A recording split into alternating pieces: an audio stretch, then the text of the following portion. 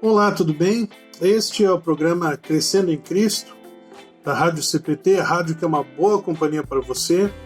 Eu sou o pastor Davi Schmidt, aqui da comunidade Paz de Florianópolis, Santa Catarina, também da comunidade Luz de Garopaba. E é uma alegria para nós ter você aqui conosco, participando mais uma vez desse nosso programa Crescendo em Cristo. Você pode entrar em contato conosco através do Facebook, o endereço é facebook.com/Rádio da IELB, também no YouTube, através do endereço youtube.com/Rádio CPT, também através do nosso e-mail, contato@radiocpt.com.br. Tem também o nosso WhatsApp, 51993489360. E também, se você quiser, tem o nosso podcast, lá você pode fazer o download desse programa e assistir quantas vezes quiser, assim como todos outros programas aí dos quais nós estamos, nós pastores, né, apresentando.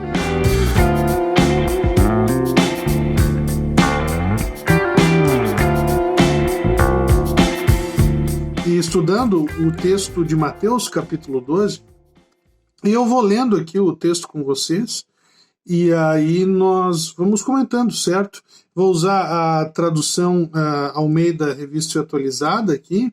Se você quiser usar outra, não tem problema, né? Eu acho que cada um... É bom a gente usar mais traduções diferentes, porque cada tradutor, né, as pessoas que traduziram, enxergaram de uma forma que estava sendo dito nos textos originais, né? E a gente pode ter um colorido melhor do que esses textos estão dizendo. E em Mateus capítulo 12, os versículos 1 até 8, nós lemos o seguinte: Por aquele tempo, em dia de sábado, passou Jesus pelas searas. Ora, estando os seus discípulos com fome, entraram a colher espigas e a comer. Os fariseus, porém, vendo isso, disseram-lhe: Eis que os teus discípulos fazem o que não é lícito fazer em dia de sábado. Mas Jesus lhes disse: Não lestes o que fez Davi quando ele e seus companheiros tiveram fome? Como entrou na casa de Deus e comeram os pães da proposição, os quais não lhes era lícito comer, nem a ele nem aos que com ele estavam, mas exclusivamente aos sacerdotes. Ou não lestes na lei que aos sábados os sacerdotes no templo violam o sábado e ficam sem culpa? Pois eu vos digo, aqui está quem é maior que o templo. Mas se vós soubesseis o que significa misericórdia quero e não holocaustos, não teríeis condenado inocentes, porque o Filho do Homem é Senhor do sábado. O que é interessante é que, como em outras vezes aconteceu, aqui mais uma vez os escribas, fariseus, as pessoas aquele grupinho do mal, a gente podia dizer, escribas, fariseus, saduceus, mestres da lei, pessoas que acompanhavam Jesus não para aprender, sim para criticar, para tentar, embora tivesse alguns desses que criam em Jesus, né, mas a maioria deles queria criticar Jesus. Então, encontrar alguma coisa que Jesus dissesse que poderia colocar contra ele e achar uma motivação para prender, né? E a gente vê aqui, principalmente nesse trecho do capítulo 12, um debate bastante importante sobre o sábado, porque para os judeus o sábado tem um valor muito importante, porque a cada sábado eles lembram no Shabat, né, eles lembram do Pessah, que é a travessia do Mar Vermelho, a saída, a Páscoa, né?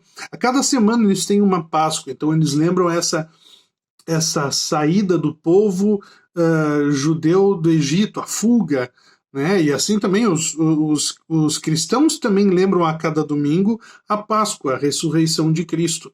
É por isso que para os judeus o dia do descanso tradicionalmente é o sábado e para os cristãos tradicionalmente é domingo. Isso não quer dizer que você não possa fazer cultos, celebrações em outros dias da semana. Isso para nós cristãos independe, apenas que o domingo é o dia da Páscoa, da ressurreição. E os judeus a cada sábado eles guardam isso, né?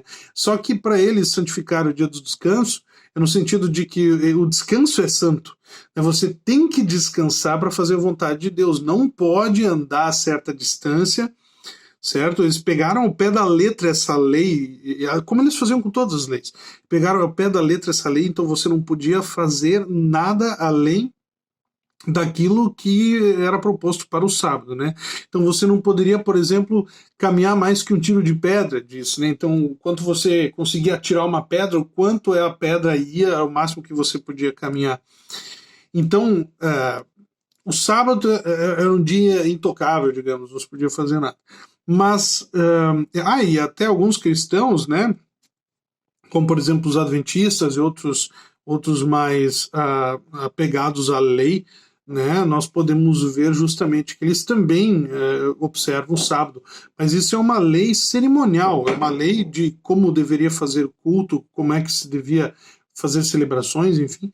Então essas leis são referentes ao povo de Israel, bem como as leis civis, as leis deles como país, né? Então ficaram para nós as leis morais, o que nos diz o que é pecado e o que não é pecado. Os mandamentos, por exemplo, e outros adjacentes. Mas para eles, então, trabalhar no sábado, nem pensar, fazer alguma coisa que fugisse, nem pensar, né? E aí Jesus e seus discípulos estavam colhendo espigas para comer. Tem uma lei, e você pode até olhar assim e pensar, né? Nossa, mas eles estavam roubando as espigas, né? Mas não é isso. Existe uma lei judaica que, imagina, naquela época não tinha como a gente tem hoje. Você quer comer alguma coisa, você vai num restaurante, você vai num fast food, você vai, enfim, no mercado, compra alguma coisa para comer, né? É fácil de resolver isso. Você vai na sua geladeira, você vai na sua despensa, e naquela época isso era mais complicado. Então, essas leis deles, as leis judaicas, tinha uma lei que permitia que você, se você estivesse andando, peregrino na rua, né, se estivesse com fome e necessidade, você podia ir em alguma plantação, de quem quer que fosse, e pegar o suficiente para comer naquele dia. Então, isso era permitido fazer, ok? Então, alguns podem pensar, não, eles estavam roubando. Não, tinha uma lei que dizia que eles podiam fazer isso, pegar o suficiente para comer. Só que fazer isso no sábado é que era o problema para os judeus. Não pegar as espigas, e sim fazer isso no sábado, que era considerado um trabalho. Então, eles estão pegando ali o suficiente para comer, e isso para os fariseus e escribas foi absurdo, né? Então, essa crítica, o que vocês estão fazendo? Estão trabalhando no sábado. E aí Jesus vai lembrar de uma situação em que o rei Davi esteve com os seus companheiros, né, de exército, provavelmente, uma situação em que eles chegaram e estavam com fome, não tinham que comer. A única coisa que tinha que comer eram os pães da proposição, que eram os pães específicos para o momento de culto. É como se a gente fosse agora, entrasse na igreja e pegasse as hóstias da Santa Ceia e o vinho reservado para a Santa Ceia e comesse aquilo, tá? Só que para os judeus era um pouco mais sério, era uma coisa que só os sacerdotes, só eles podiam comer, tá? Então isso é muito, muito sério. E Jesus diz assim, aquela vez eles comeram, não tinham o que comer. E é o rei Davi que fez isso. E não teve problema. Porque era o que eles precisavam fazer, senão eles iam morrer de fome, né? E aí Jesus chama atenção para outra coisa, que é uma coisa que, por exemplo, para os pastores é importante essa reflexão, né? Porque o pastor trabalha no domingo, né? Trabalha no dia do descanso. Outras pessoas também trabalham no domingo, né? Mas você trabalhar no dia do descanso seria um pecado, então. E Jesus diz, olha, os sacerdotes, versículo 5, do templo, violam o sábado e ficam sem culpa. Ué, né? Eu, porém, vos digo, aqui está quem é maior que o templo. Ele está falando, né? É maior que o templo. Mas se você soubesse o que significa misericórdia quero e não holocaustos, não terias condenado inocentes. Essa reflexão Jesus está fazendo, porque tem um momento no Antigo Testamento que Deus está cansado de tanto sacrifício sendo feito para ele. Tá? Então, mas não cansado do sacrifício em si, da maneira como o sacrifício está sendo feito. porque as pessoas faziam maquinalmente, assim, vou ter que fazer um sacrifício, levava lá, pronto, tá, né?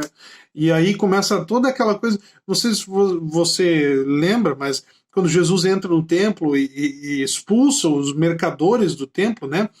Porque cada vez mais perto do templo chegavam aqueles que vendiam animais para o sacrifício e tal. Então, quanto mais perto chegava do templo, né, eles iam chegando mais perto, mais perto, mais perto do templo, né, para você não ter que trazer e justamente para fazer o sacrifício, o sentido era esse, trazer um dos animais que lhe pertencia, para ter essa sensação de desprendimento, de matar um animal que você tem alguma relação, que tivesse algum sentimento.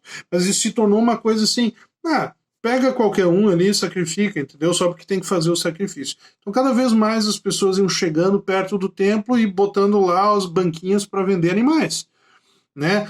Novilhos para os ricos, em geral, ovelhas, cordeiros, e para os pobres, casal de pombos, né? E aí você vinha de outro país, você precisava trocar o seu dinheiro, aí tinha cambistas no lugar. Eles iam cada vez mais perto, mas quando veio já estavam dentro do templo. E isso, imagina você chegar na sua casa e ver uma bagunça, né? Então Jesus, como Deus, sente isso e expulsa as pessoas de lá. Porque realmente o sacrifício, os judeus já estavam fazendo de uma maneira assim, tem que fazer, vamos fazer, sem refletir no sentido, porque não é um sacrifício que perdoava o pecado, e sim a fé de que, ao participar daquele sacrifício, você está reafirmando a sua fé de que um dia virá o Salvador que vai se sacrificar em lugar do povo. Basicamente o que é para nós participar da Santa Ceia, não é o comer e beber em si da Santa Ceia, e sim a fé ao participar disso. E claro, é a presença real de Cristo, mas é a fé que faz ter valor, a fé que Jesus já veio e que vai voltar. Nós também esperamos o Messias, mas pela segunda vez. Então, assim, isso é uma coisa importante para se refletir. E aí as pessoas fazendo isso maquinalmente, Jesus faz essa reflexão, que Deus diz, misericórdia eu quero. Vocês estão focando, e não sacrifícios, não holocaustos, né? Vocês estão focando no sacrifício, na cerimônia em si, no que tem que fazer ali. E não no que está por trás disso, que é o amor, que é o perdão de Deus. Né? Perdão que Deus dá a você para que você haja com misericórdia para com os outros, e perdoe os outros, e tenha uma vida de amor. Né? Então a crítica de Jesus é essa, né? Vocês estão tão preocupados com as leis do sábado e essas coisas, só que tem coisa muito mais importante que isso. Tem gente que, ao servir a Deus, viola a lei do sábado, que é os sacerdotes, né? Eles estão trabalhando, estão violando a lei, fazendo a vontade de Deus. Então é um paradoxo, e Jesus justamente está dizendo isso. É importante ter o dia do descanso, um dia para dedicar ao Senhor. E nós, como cristãos, também é importante guardar um dia da semana, escolher um dia da semana para dedicar a Deus. Só que você não vai transformar isso como se a cerimônia em si fosse importante. Importante é a fé que está por trás disso. Então vai ter vezes que você não vai poder ir na igreja, vai ter vezes que você vai ter outro compromisso, vai ter vezes que você vai estar doente, enfim, outras coisas. Claro, não é para ficar arrumando desculpa para não guardar o dia do descanso, né? Mas o que eles fizeram aqui foi transformar uma coisa em outra, né? Então, realmente, Jesus precisava comer. E eles condenaram os seus discípulos por causa do que havia sido feito, né?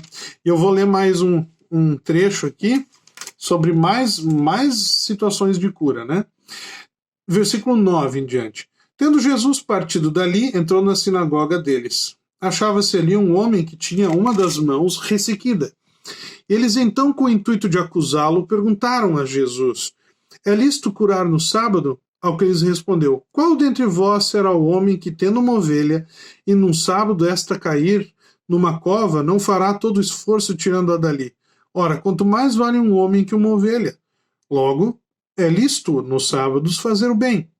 Então disse ao homem: estende a mão. Estendeu-a e ela ficou sã como a outra. Retirando-se, porém, os fariseus conspiravam contra ele sobre como lhe tirariam a vida. Mas Jesus, sabendo disto, afastou-se dali. Muitos o seguiram e a todos ele curou, advertindo-lhes, porém, que o não expusessem à publicidade, para se cumprir o que foi dito por intermédio do profeta Isaías. Eis aqui o meu servo que escolhi, o meu amado, em quem a minha alma se compraz. Farei repousar sobre ele o meu espírito, e ele anunciará juízo aos gentios. Não contenderá, nem gritará, nem alguém ouvirá nas praças a sua voz.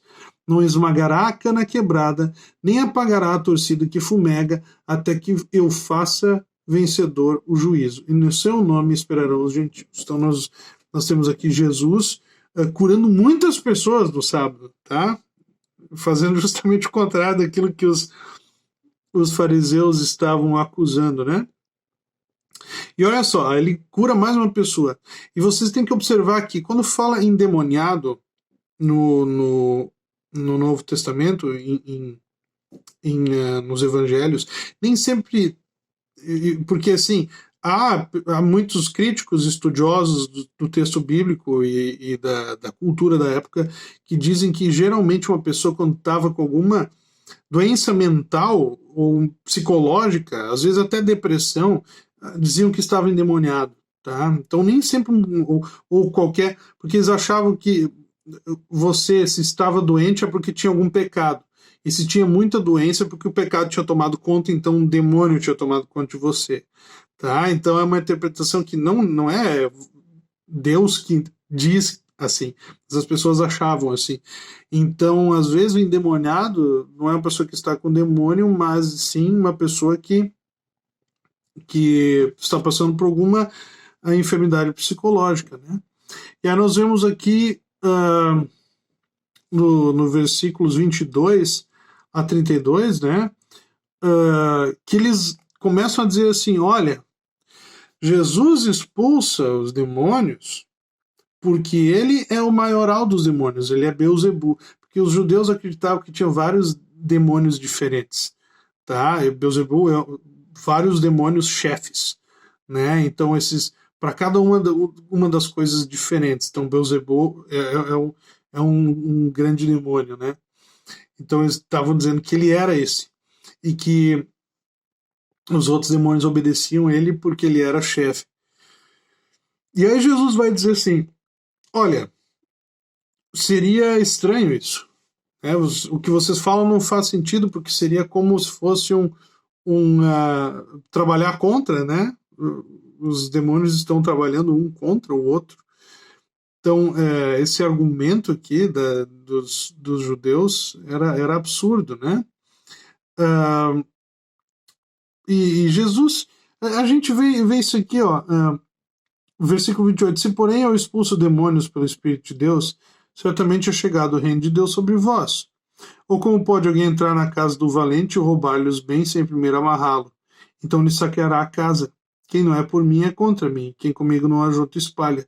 Por isso vos declaro, todo pecado e blasfêmia serão perdoados aos homens, mas a blasfêmia contra o Espírito Santo não será perdoada.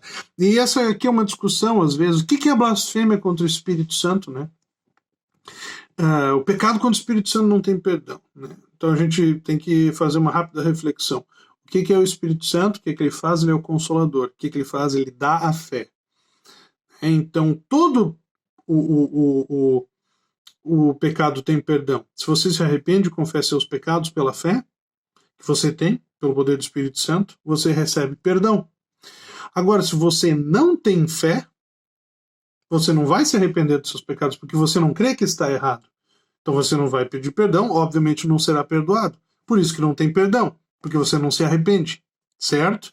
Então, o único pecado sem perdão é a falta de fé. Ah, mas se uma pessoa não tem fé e começa a crer, sim, daí o seu pecado será perdoado se ela se arrepender, né? Então, o único pecado contra o Espírito Santo, que é a falta de fé, certo? E esse condena. Então, obviamente, as pessoas são condenadas ao inferno não pelos seus pecados, mas pela falta de fé. Porque os pecados para aquele que tem fé no Salvador Jesus Cristo são perdoados. Essa é a diferença. Nós somos condenados ao inferno pela falta de fé. Somos salvos pela fé. Né? E isso é uma coisa muito interessante que Jesus também destaca aqui, porque ele fala de si, fala do seu poder, fala da sua autoridade. Por que ele faz essas coisas no sábado, né? Que é o poder do Espírito Santo, né? E ele tem poder para fazer todas essas coisas, tem autoridade sobre o sábado, né? Então, e a gente tem aqui, nesse contexto, outras coisas que poderiam se falar, né?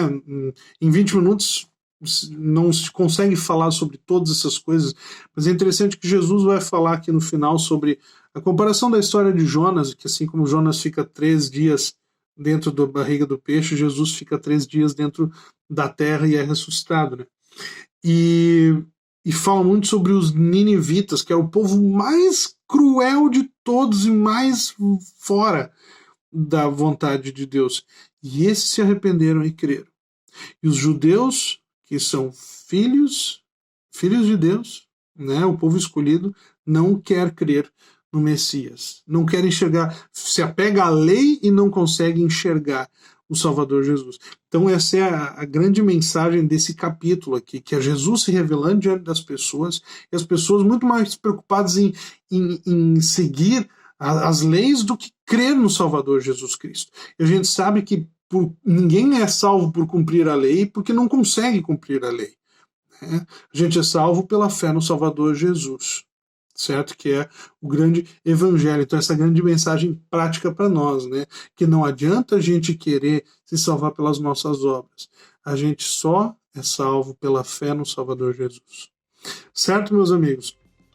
Então o nosso estudo bíblico de hoje vai ficando por aqui, o capítulo 12 de Mateus. E não perca o próximo capítulo, o capítulo 13, nós vamos continuar estudando o livro de Mateus, certo? Fiquem com Deus e até o próximo programa. Tchau!